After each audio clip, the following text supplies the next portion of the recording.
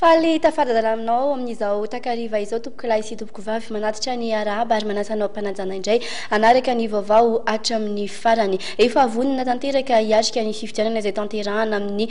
zoma ho amin'ny faharoapolo ny volana desambra ho avy izao ny voamera maleo tena misahana ny fifidianana efa vita ihany koa moa ny sarisary mpifidianana ho nentina na ampahafantarana ny mpifidy ireo dingana samihafa arahina eo anivon'ireo mpifidianana mandritra ny izay fotoana ny faharoapolo ny volana desambra izay tamin'ny alala ny fitopim-bavahana iraisam-pinoana izay natao tetsy amin'ny fiangonana katolika ekara Saint François Xavier Antanimena no nanomezam-boninahitra farany ny filoha afrikana tatsimo teo aloha Nelson Mandela. Ankoatran'izay kosa dia nahitana fiakarana ny vidin'ny entana eny an-tsena amin'izao fotoana izao isan'ny tafiditra ao anatin'izany moa ny vidin'ny hena eto andrenivohitra. Avy hatrany ary isika dia hiditra ao anatin'ny vaovao ara-politika isantarantsika n'izao fampahalalam-baovao izao. Raha nambaran'ny filohan'ny Senita Beatrice Atala dia efa vonina hiatrika tanteraka ny fifidianana amin'ny zoma ho avy izao ny voamiera mahaleo tena misahana ny fifidianana tatitra vetrany ary.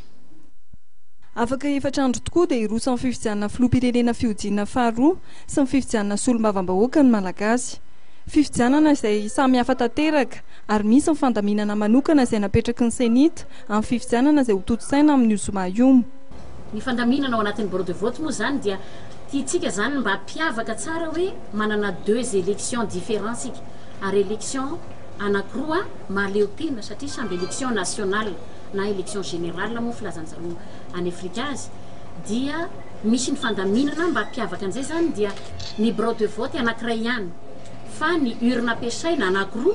ny isoloir ampiasaina anankiroa ny liste d'émargement zay siniavina anankiroa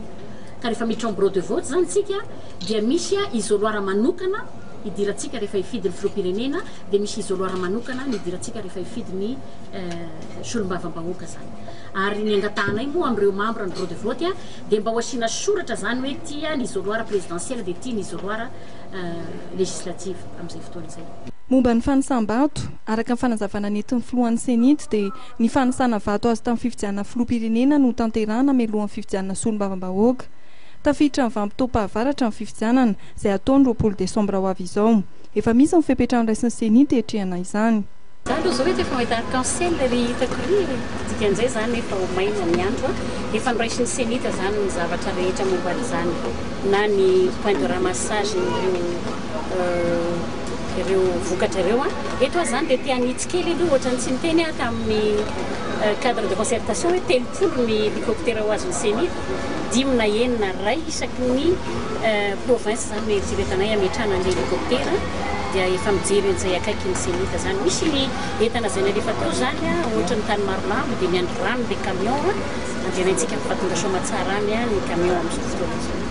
Tonga eto Madagasikara ny mpanara-maso ny fifidianana avy amin'ny vondrona afrikanina ary androany dia nanao taritra fampahafantarana ny dingana vitan'ny Senita amin'ny fanomanana fifidianana izay ho toto-saina ny 20 desambra izao ny vaomera mahaleo tena amin'ny sahana amin'ny fifidianana.